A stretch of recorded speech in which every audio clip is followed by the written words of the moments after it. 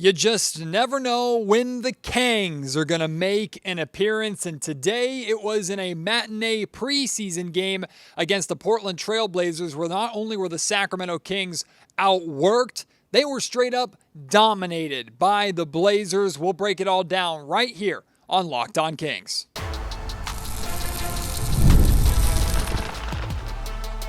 You are Locked On Kings, your daily Sacramento Kings podcast.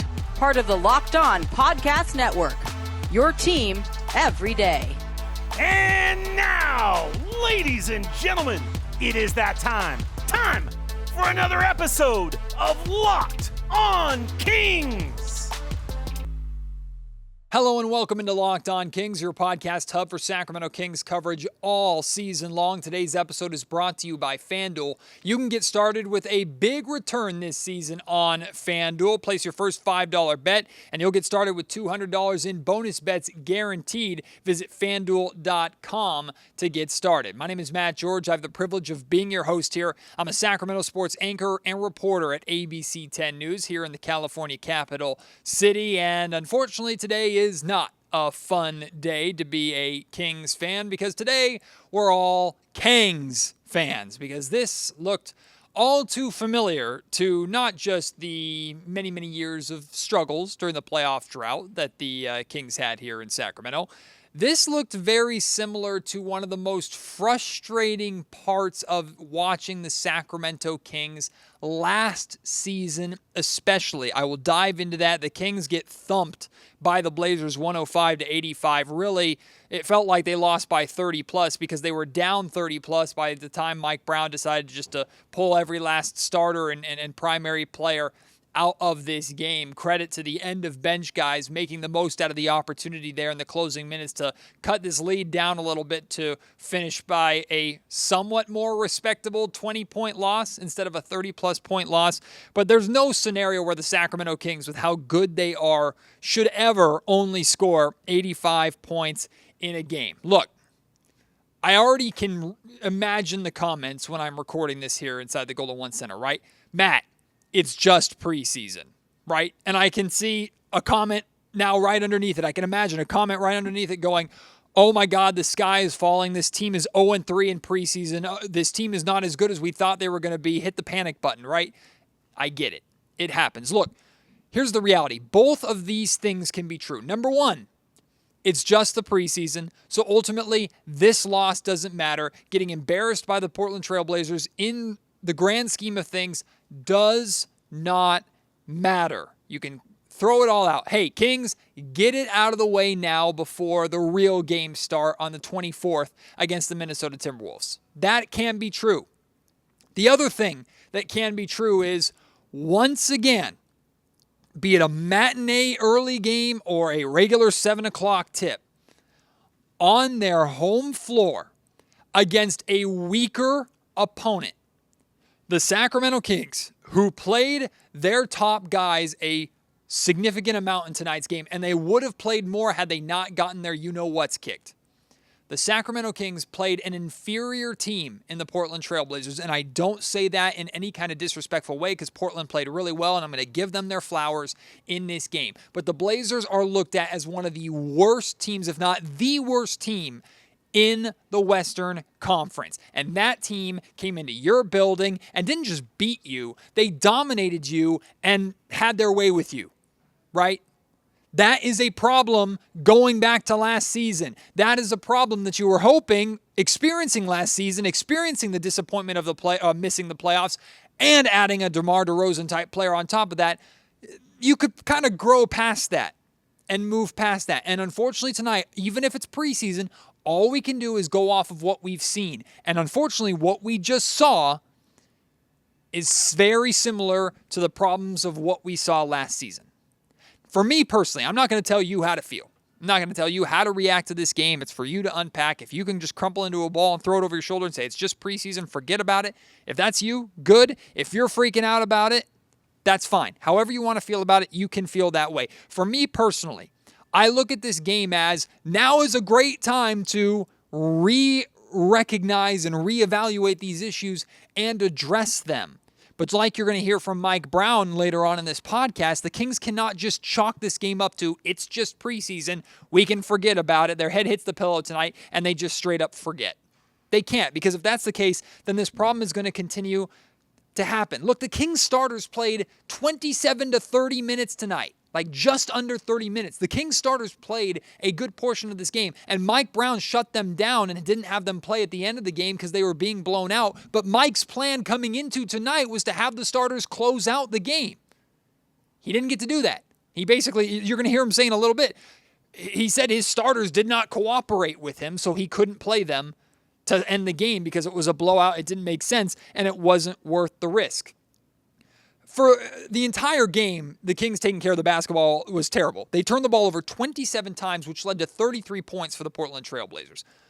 But the Kings starters had 9 turnovers in the first quarter. And the starter who played the fewest minutes in the first quarter was like 8 minutes. Domantas Sabonis played all 12. Another couple of guys played 10 plus. Right? These are your best guys stepping out there against an inferior team in the Portland Trail Blazers, who, by the way, were missing both Shaedon Sharpe and Anthony Simons. Both those guys out. 2 very important pieces to this Blazers team. And the Kings turned the ball over 9 times. The starters turned the ball over 9 times against the Blazers in the first quarter. On top of that, in the first quarter, they were bullied in the paint and bullied on the offensive glass. The Kings got straight up outworked tonight, top to bottom. And that starts with your starters, with your main guys. So you can't just chalk this up to it's just preseason when your best guys are going out there and just straight up not competing at the level that they should be competing at. I'm not hitting the panic button. I'm really not that angry necessarily, because the way that I look at this game, and this won't make you feel better, I don't think. It certainly doesn't make me feel better. But I'm not looking at this game and coming out of this game going, oh my gosh, the Sacramento Kings aren't as good of a basketball team as I thought they were going to be based off the offseason that they had. That's not the feeling that I have at all with this team. My feeling with this team is the Sacramento Kings didn't try that hard today.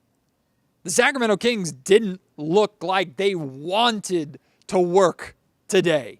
The top guys came in with, whether it was laziness is kind of a dramatic, aggressive word, but like a unwillingness to give their all on a Sunday afternoon, or because of their opponent, it didn't matter, or because it was preseason, it didn't matter, whatever. The Kings stepped onto the floor today, and their top guys did not look like they were prepared, ready, or willing to play their best.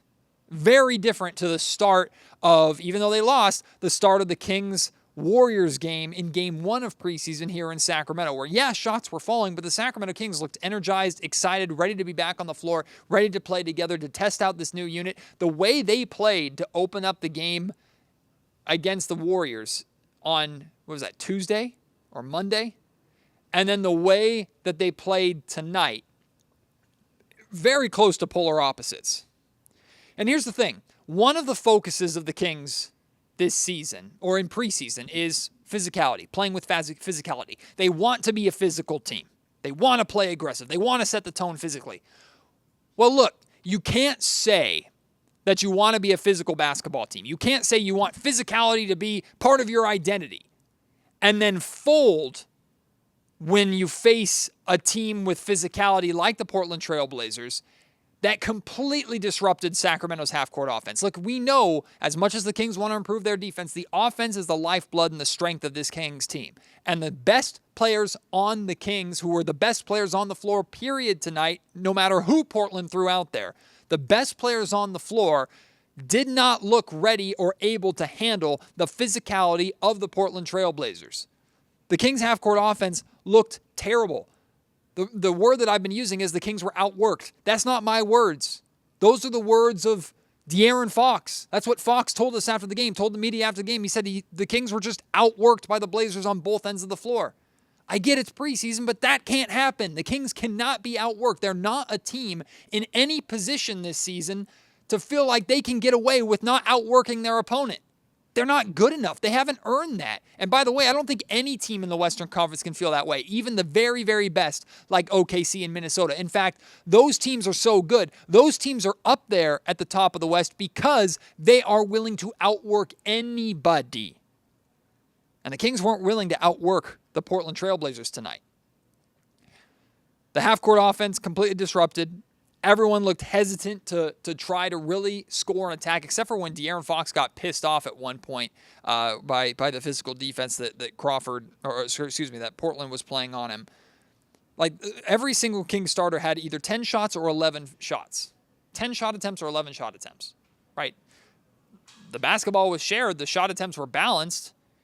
But only having 10 or 11 shots between your five guys suggests that they weren't even really looking to try and fight their way and shoot their way out of this tough start to this game and dealing with the physical defense of the Portland Trailblazers. We're gonna talk more about it's just preseason, because Mike Brown had some comments on that. You're going to hear from Mike Brown here in the next segment. I'm going to talk a little bit more just about it. It made me think back to comments by JaVale McGee last season and how the Kings need to prove that even though JaVale McGee's not on this team anymore, the Kings need to prove that those comments aren't accurate of this team anymore. I'll explain more with you and share more with you here on that specifically in just a second.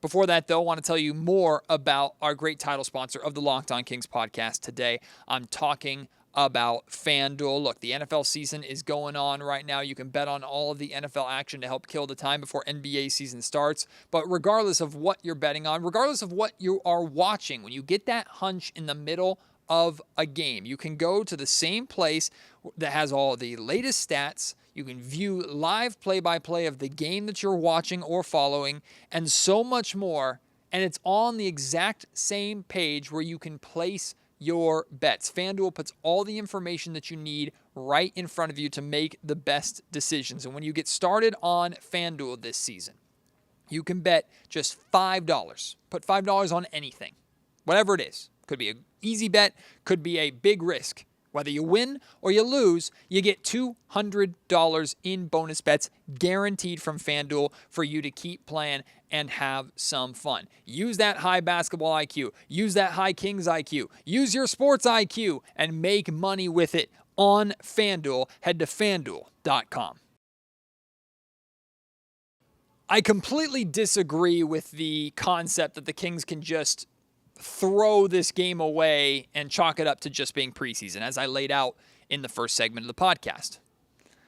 But the Kings played tonight like it's quote-unquote just preseason, right? The Kings played with, like, their body language suggested, like, we know this is a game that doesn't really matter. We know this is a game that we can lose, and we're going to kind of play that way, right? Oftentimes, your mindset can be revealed by your actions.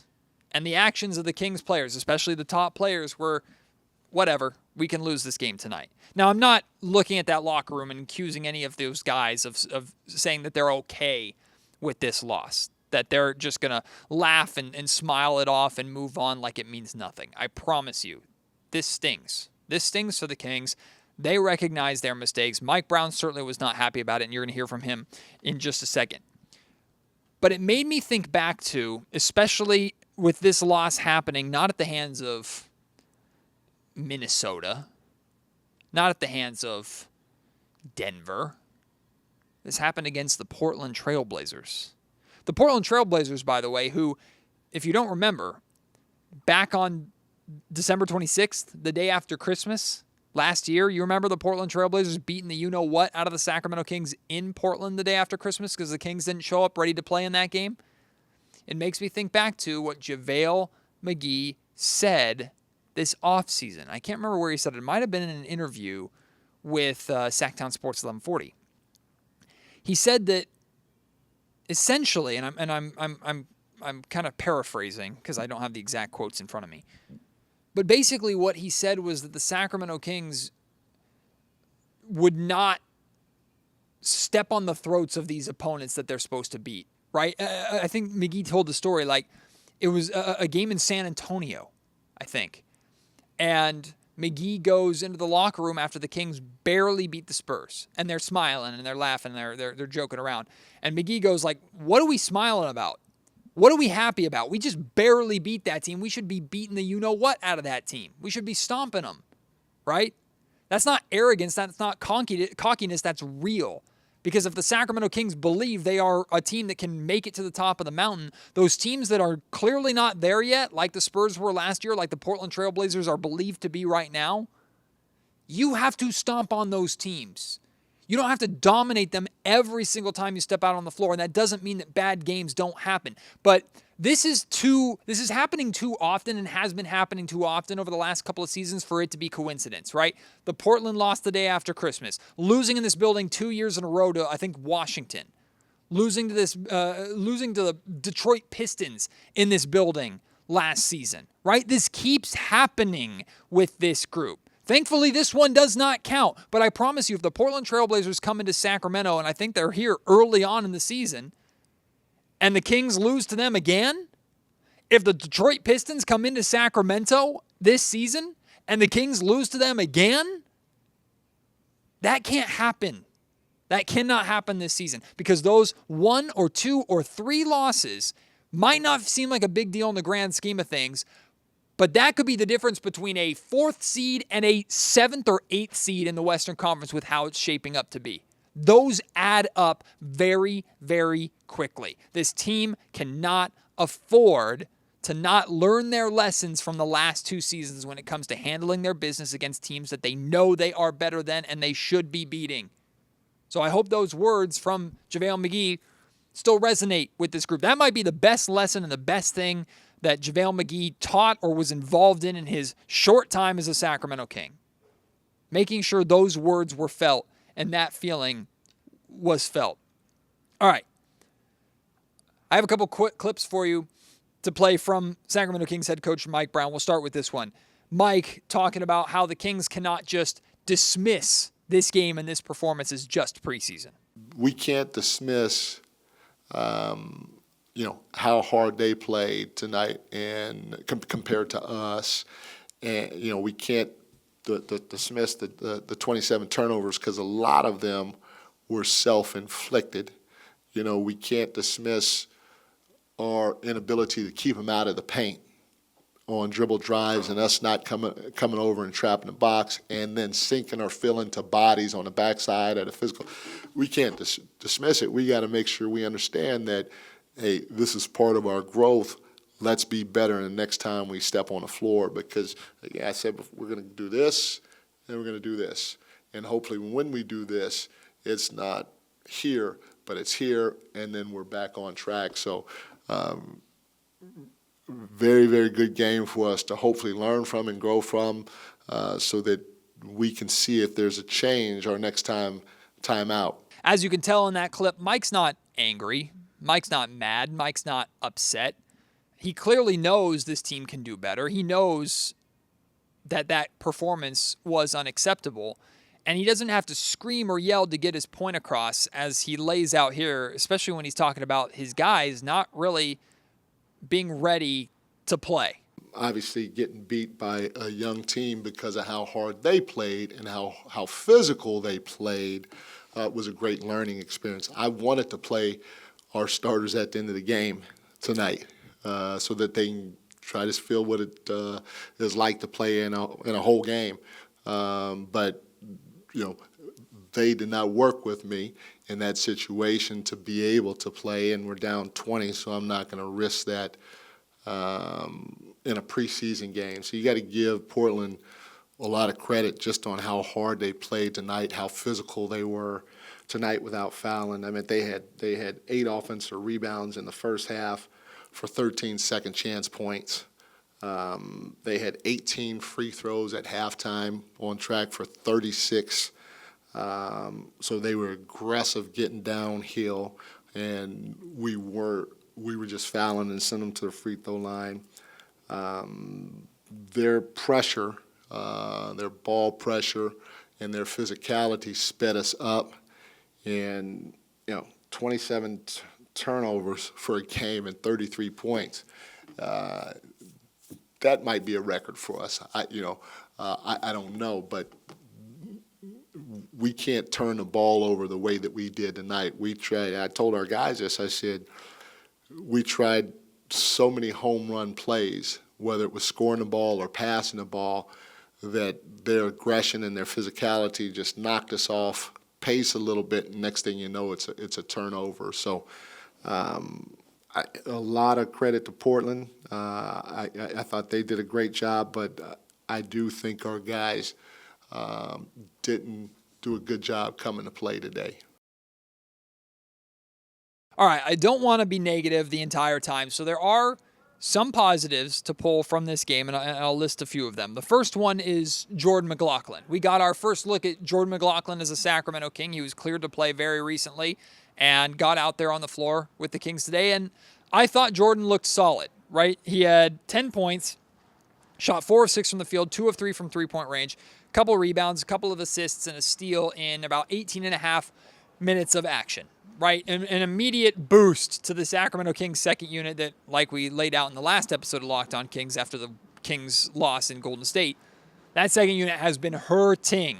Honestly, like, with McLaughlin playing the way that he played, if the Kings starters played to the level they were expected to play, if the Kings starters played to the level they played both in Golden State and here against the Warriors, the Kings would have won this game against the Blazers, right? They would have. McLaughlin, I thought, provided a nice reinforcement to that second unit, and he looked ready to go. He had a stretch that I really enjoyed where shortest guy on the floor, he's like 6'1", battling for an offensive rebound, gets the offensive rebound. It was the second offensive rebound that the Kings got on the same possession, if I'm not mistaken. Goes back up and gets the putback at the rim.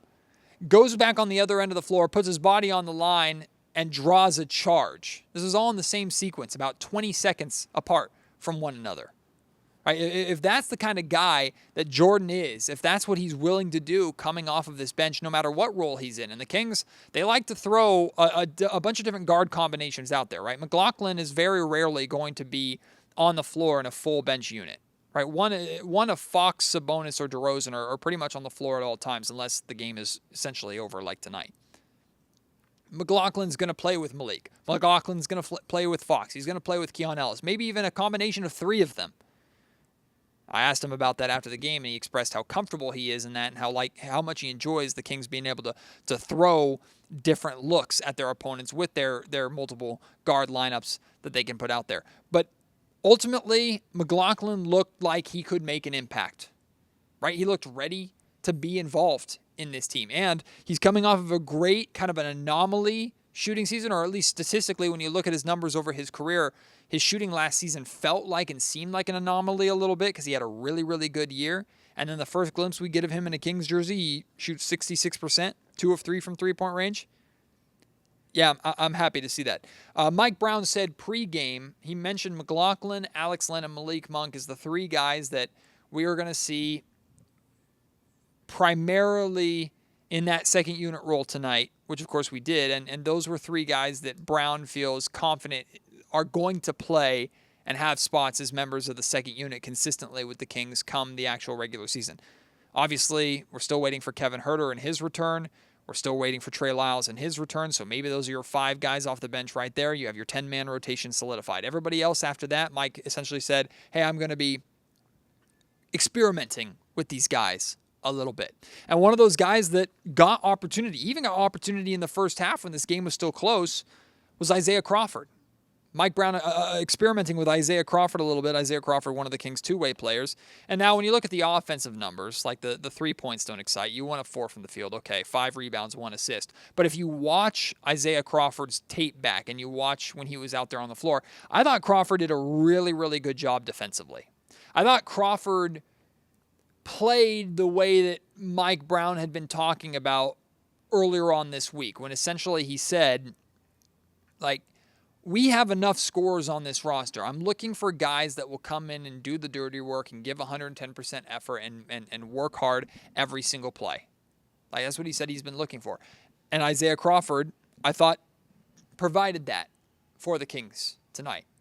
And then the one thing the Kings as a team did really, really well, they got out in transition tonight, right? They had 32 fast break points. They converted 15 of 19 fast break opportunities. So they did a really good job getting out in transition. It was clear they were trying to push the ball up the floor. And I made this joke, and those of you NBA 2K My players will understand this, which, by the way, myself, Brendan Nunez, Chris Watkins, a number of us Kings media members have been playing way too much of 2K this year, but we're having fun. The way the Kings were playing in this game is exactly how most people play in like the rec in 2K. That's not going to make sense to any of you if you're not a 2K fan, but essentially Kings would get a stop, get a rebound, and leak out fast break the other way. That's how the Kings were playing tonight. So they did a good job as a team getting out in transition. It just is unfortunate. Their half-court offense was terrible. Their taking care of the ball was terrible. Their first half three-point defense was good. Second half three-point defense was terrible. So all those points in transition ultimately did not matter at all in this game because of how poorly they played everywhere else. So as we wrap this up, the Kings 0-3 in preseason. It's not fun to say, but the record doesn't matter. That's the part of the preseason that I'm happy to crumple up into a ball and throw over my shoulder. Because in reality, in 2 out of these 3 games, I saw what I wanted to see. I saw good stuff, especially from the Kings' top guys. I thought the Kings' top guys played very well in both games against the Golden State Warriors. They had things sure they needed to work on, but in both those instances, when those guys were done and shut down for the night, the Kings were leading in those games and were playing well. Tonight, completely different story. I'm hoping to chalk this up as just an anomaly performance from this group. That's what I'm really looking at. And now I project forward, or I think forward to, like, there's 2 preseason games left for the Kings, both of them on the road. They have the Utah Jazz on Tuesday. They have the Clippers in the Intuit Dome on Thursday. And then they have an entire week off before Kings and Timberwolves to actually open up the season. So I'll do one game at a time. What do we want to see from the Kings after this performance? What do we want to see from the Kings on Tuesday in Utah? I wrote a few things down. Number 1, especially for the starting unit, the guys right out of the gate, I want them to look refocused and aggressive, right? Get back to the way you know you're supposed to be playing. I don't care that the Kings are playing the Utah Jazz, another team in the West that's weaker than them. It would be nice for the Kings to get a win and beat the living crap out of the Jazz. That would be fun. I'm all for that.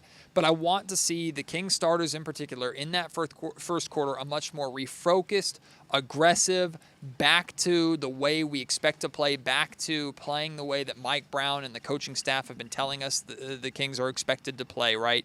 Get back to who you say you want to be as a team and show it, and have the top guys show it and set that standard, right?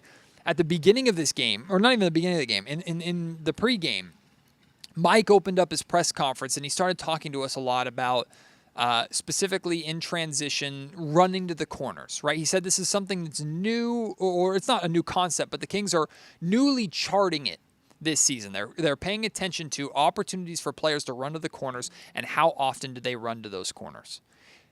Mike said that De'Aaron Fox was the guy kind of leading the way in that sense. De'Aaron Fox, the star, the number 1 guy on this roster, had 15 opportunities against the Golden State Warriors in Golden State to run to the corner and do what the Kings needed and expected, and all 15 times De'Aaron Fox did it.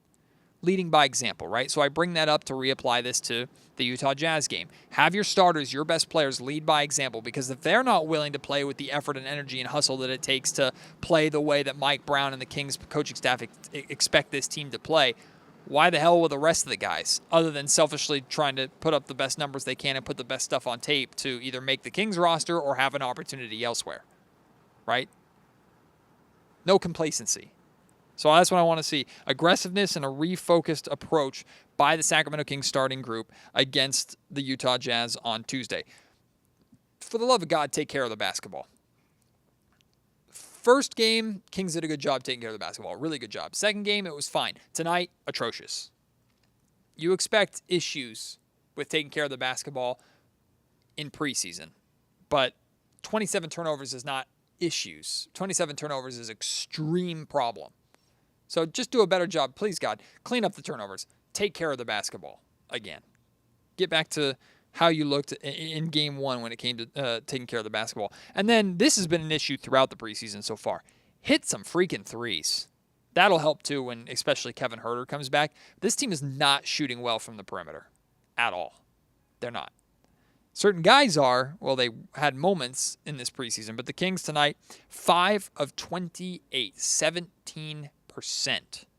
from three-point range. Yikes. Yikes, yikes, yikes, to say the absolute least. The Sacramento Kings, even if they have a incredible mid-range scorer now in DeMar DeRozan, even if this team is very lethal at getting downhill and getting to the rim and getting out in transition, the Kings still need to knock down threes and space the floor and punish defenses for collapsing and for the attention on defense that they're going to show to DeMar and De'Aaron and the guys that are putting the ball on the floor looking to attack. All right, now I want to hear from you. Where are you at?